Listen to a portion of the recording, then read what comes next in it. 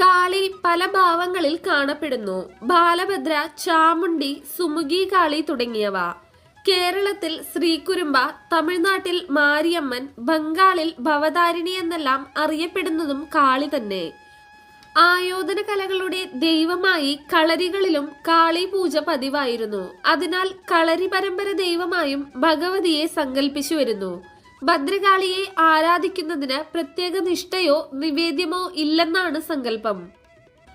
വിശ്വാസികളായ ആർക്കും ആരാധിക്കാം. ഭക്തർക്ക് ഇഷ്ടമുള്ള ഭക്ഷണം നിവേദ്യമായി സമർപ്പിക്കാമെന്നാണ് വിശ്വാസം. അബ്രാഹ്മണർ പൂജ നടത്തുന്ന ധാരാളം ഭദ്രകാളി ക്ഷേത്രങ്ങളും കുടുംബക്കാവുകളും ഇന്നും കേരളത്തിൽ കാണാം. വീടുകളിൽ മച്ചകത്തും മുകൾ നിലയിലും ധർമ്മദൈവമായി ഭഗവതിയെ കാണാം. തറവാട്ടിലെ അംഗങ്ങൾ തന്നെ നേരിട്ട് ഭഗവതിയെ പൂജിച്ചിരുന്നതായും പറയപ്പെടുന്നു.